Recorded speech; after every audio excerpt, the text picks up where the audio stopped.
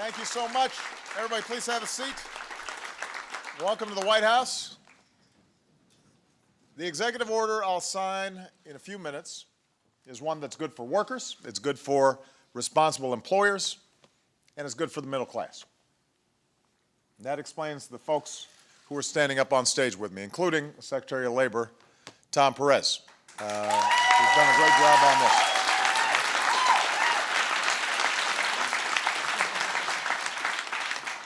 Yesterday, we learned that the springtime was a strong time for economic growth.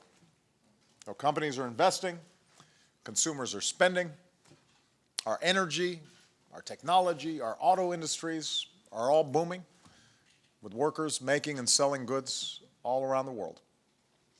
Our businesses have created nearly 10 million new jobs over the past 52 months, and the unemployment rate is at its lowest point since 2008. 401ks have recovered their value. Home prices are rising. Millions more families have the peace of mind that comes with having affordable, quality health care. And because of the incredible hard work and resilience of the American people, we've recovered faster, we've come farther than any other advanced country since the onset of the Great Recession. Things are getting better. Things are getting better. Steadily, things are getting better. But we all know there's more work to do, and the decisions we make now are going to have an impact on whether or not this economy works for everybody or just folks at the top.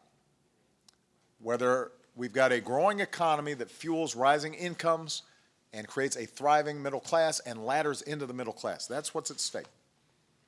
Making sure our economy works for every hard-working American, and if you work hard and you're responsible, you can get ahead. That's what we want. We want to make sure the young dad on the factory floor has a shot to make it into the corner suite, or at least see his daughter make it there someday. That's why I ran for office. That's what's driven every policy that we've initiated this year and since the advent of my presidency.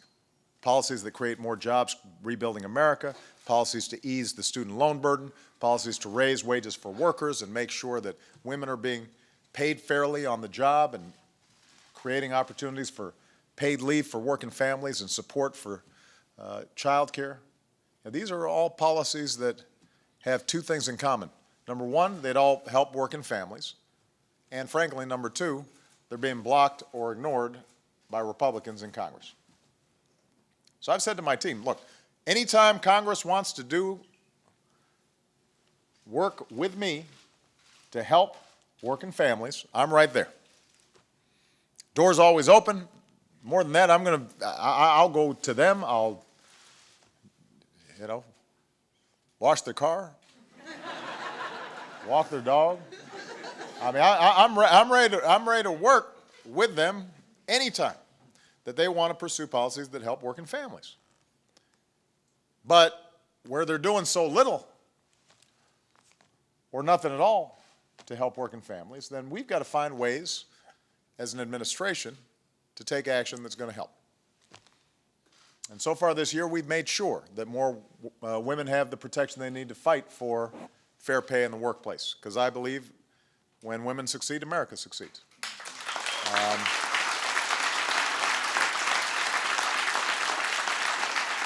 We've acted to give millions of Americans the chance to cap their student loan payments at 10% of their income. I don't want young people to be so saddled with debt that they can't get started in life. We've acted on our own to make sure federal contractors can't discriminate based on sexual orientation or gender identity, because you shouldn't be fired because of who you love. If you're doing the job, you should be treated fairly and judged on your own merits. We acted to require federal contractors to pay their workers a fair wage of $10.10 an hour. And we've gone out and we've worked with states and cities and business owners to join us on our 1010 campaign. And more are joining us because folks agree that if you work full-time in this country, you shouldn't be raising your family in poverty. That's a pretty simple principle that we all believe in. So, the American people are doing their job. I've been traveling around the country meeting them. They're working hard. They're meeting their responsibilities.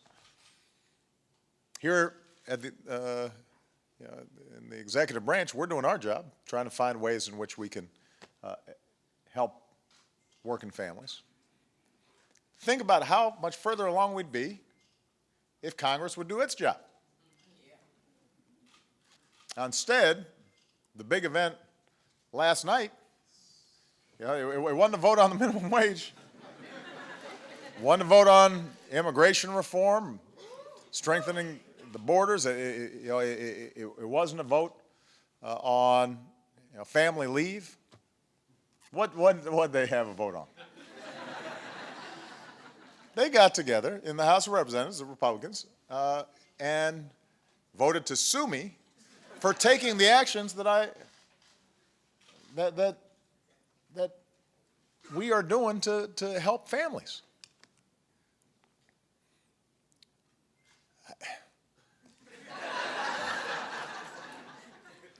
One of the main objections that's the basis of this suit is us making a temporary modification to the health care law that they said needed to be modified.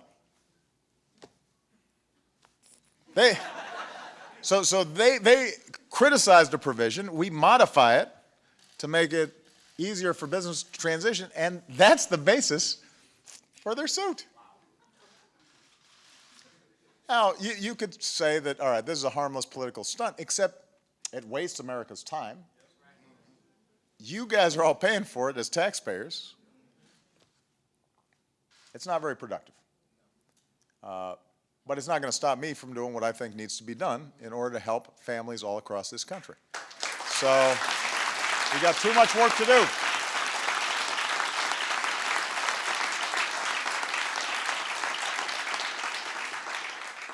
And I said to Speaker Boehner,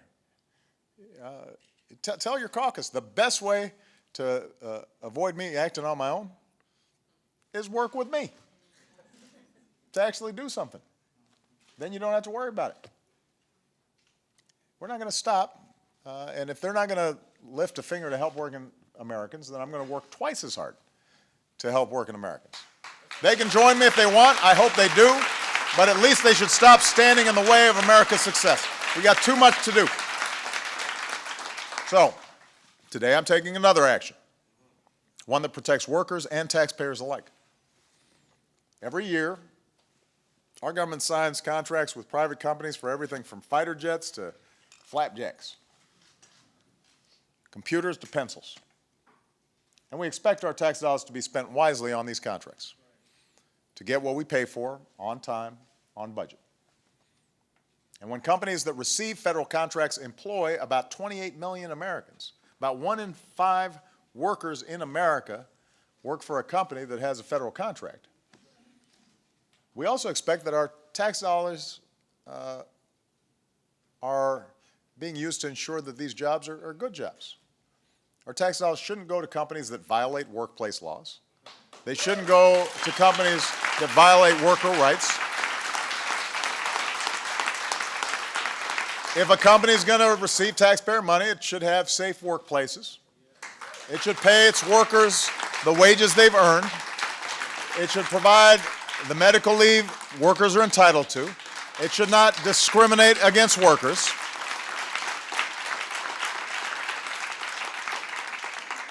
But one study found that more than 1 in 4 companies that have poor records on these areas also still get contracts with the federal government.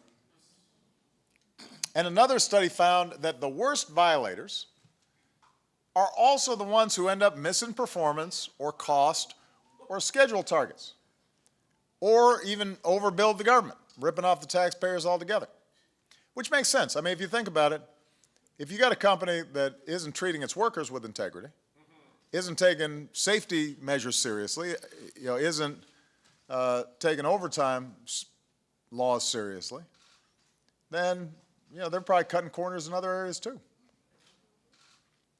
And I want to be clear, the vast majority of companies that contract with our government, they play by the rules, they live up to the right workplace standards, but some don't. And I don't want those who don't to be getting a contract and getting a competitive advantage over the folks who are doing the right thing. Right? That's not fair.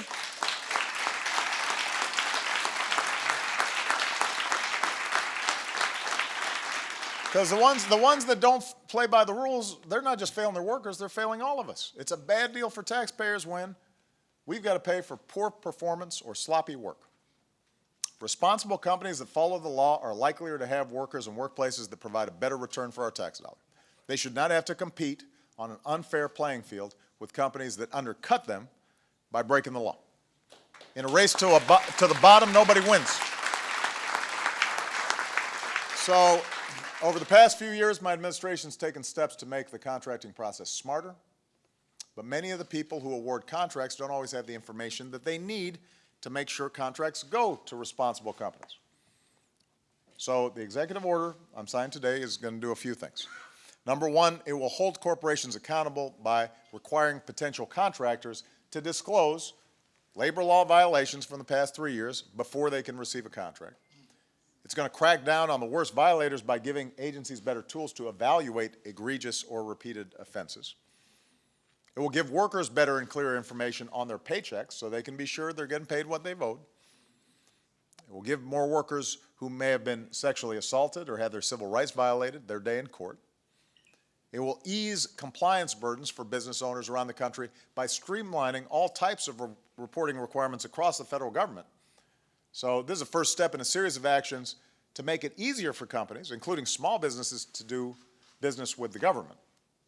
So we're going to protect responsible companies that play by the rules, make it easier for them, try to reduce the paperwork, the burdens that they have. They'll basically check a box that says they don't have these violations. We want to make it easier for good corporate citizens to do business with us. But, and by the way, for companies that have violations, our emphasis is not going to be on punishments. It is to give them a chance to follow good workplace practices and come into compliance with the law. If you want to do business with the United States of America, you've got to respect our workers, you've got to respect our taxpayers, and we'll spend a lot of time working with and listening to business owners so we can implement this thoughtfully and make it manageable for everybody. But the goal here is to make sure this action raises standards across the economy, encourages contractors to adopt better practices for all their employees, not just those working on federal contracts, give responsible businesses that play by the rules a fair shot to compete for business, streamline the process, improve wages and working conditions for folks who work hard every single day to provide for their families and contribute to our country. And even though it is an executive action, I want to acknowledge and thank the members of Congress who support it and who always stand up for America's workers. And most of them are stuck at Capitol Hill, but I just want to mention their names anyway. Tom Harkin, Rosa DeLauro, Keith Ellison's here, Raul Grijalva, Eleanor Holmes Norton. They've all been working on these issues, so I want to thank those members of Congress. The executive order I signed today, like all the other actions I've taken, are not going to fix everything immediately. If I had the power to raise the federal minimum wage on my own, or enact fair pay and paid leave for every worker on my own, or make college more affordable on my own, I would have done so already.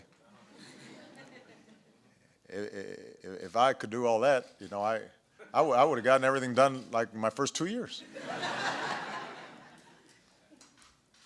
Because these policies make sense. But even though I can't do all of it, that shouldn't stop us from doing what we can. That's what these policies will do. And I'm going to keep on not just working with Democrats, but also reach out to Republicans to get things moving faster for the middle class. We can do a lot more. We need a Congress that's willing to get things done. We don't have that right now. In the meantime, I'm going to do whatever I can, wherever I can, whenever I can, to keep this country's promise alive for more and more of the American people. So thank you all. We're going to just keep on at this thing, chipping away. And I'm confident that when we look back, we'll see that these kinds of executive actions build some of the momentum and give people the confidence and the hope that ultimately leads to broad-based changes that we need to make sure that this economy works for everybody. All right? Thank you so much. I'm going to sign this executive order.